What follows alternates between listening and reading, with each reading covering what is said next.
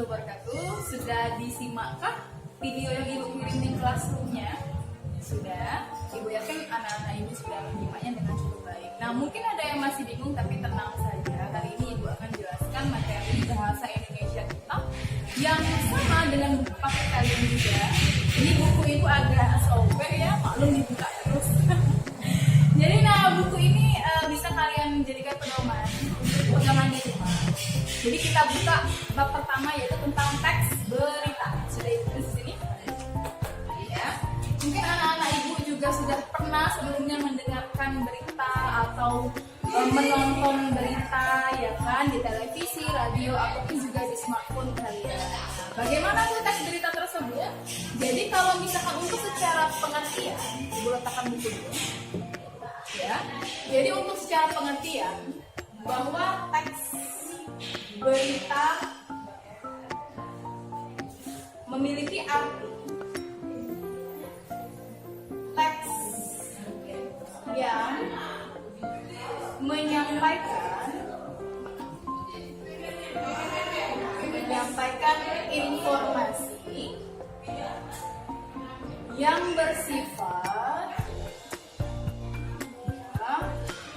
bersifat faktual dan aktual. Ya. Jadi kalau beritanya itu tidak bersifat aktual ataupun faktual, bisa jadi dia bukan teks berita. Ya, bisa jadi yang sering ini berkembang yaitu hoax ya, atau kebohongan ya. Lalu apa simak arti faktual dan aktual tersebut? Ada yang tahu? Oke, simak penjelasan Ibu ya. Jadi kalau misalkan dia faktual, berasal dari kata fakta, ya, yang berarti, ya benar sekali, berdasarkan fakta atau kenyataan. Berdasarkan fakta atau kenyataan. Jadi dia benar-benar terjadi ya nak ya, benar-benar terjadi dan tidak dikarang-karang ataupun dibuat-buat. Nah, lalu satu lagi ada yang namanya aktual. Suka tuh di berita, misalkan pembawa beritanya bilang kayak gini, kami sampaikan dengan aktual dan terpercaya. Sering kan kayak gitu? Ya, karena aktual sendiri artinya terkini. Berita yang sedang dibicarakan. Kalau zaman sekarang itu suka disebut dengan viral, ya kayak gitu. Jadi asalkan dia sesuai fakta dan juga dia bisa bersifat aktual, itu sudah mewakili dan sudah mencukupi bahwa dia disebut dengan teks berita. Paham sampai sini? Ya, oke. Sekarang lanjut lagi. Bisa kalian ambil lagi bukunya. Kita buka sama-sama ya. Kita buka halaman 2. Ya. Nah, ini halaman 2. Aduh, sedih sekali Ibu melihat buku Ibu ya. Ya, di sini ada halaman 2.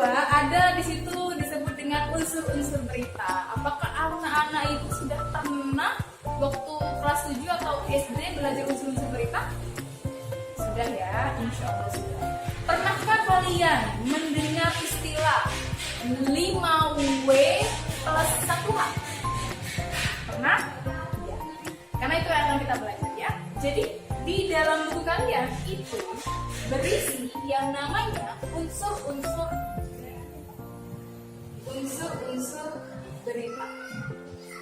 Kalau dia di bahasa Inggris itu namanya 5W plus 1H.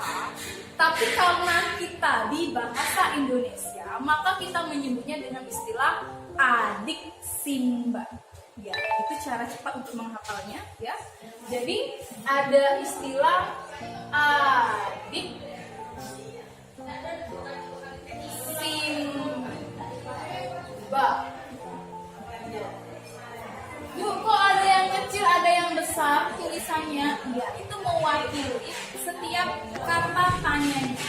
Jadi adik simba di sini adalah wakil-wakil dari unsur adalah apa, ya. Jadi apa yang ada di dalam berita tersebut?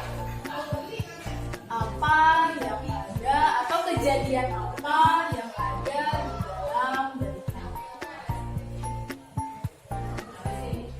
Kemudian di, ya. Jadi ini sepenggal A, kemudian dia di. Jadi kemudian ini ada di. Ingat penulisan di mana itu di spasi, nah ya, tidak disambung. Jadi di mana di sini menanyakan tentang tempat, ya.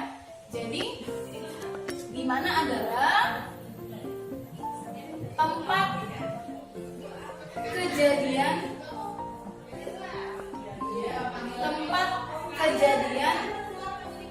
berita. Jadi kan suka tuh ditanya di mana terjadinya kejadian tersebut.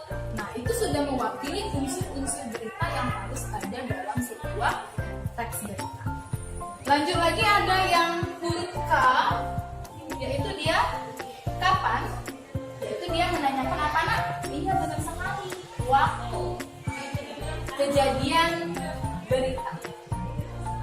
Ya, seperti ini. Kemudian ada lagi yang sia, yaitu adalah siapa, atau menanyakan pelaku atau orang yang terlibat di dalam berita. Kemudian yang M adalah unsur mengapa. Biasanya kalau ada kata tanya mengapa itu selalu dijawab dengan karena. Contoh misalkan, mengapa kamu tidak masuk sekolah? Kira-kira kalau mengapa dia nanya apa? Ya, benar. Menanyakan alasan, ya. Jadi alasan terjadinya kejadian atau berita tersebut. Kemudian yang ba terakhir itu untuk unsur kata tanya bagaimana, yaitu menanyakan atau berisi tentang informasi proses atau urutan berita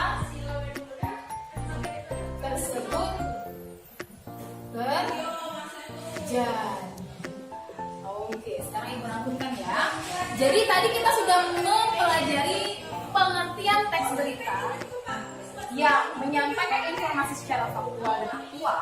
Kemudian juga selanjutnya itu adalah unsur-unsur berita yang kalau bahasa Inggris dikenal dengan 5W+1H, tapi kalau di bahasa Indonesia itu dikenal dengan adiksi.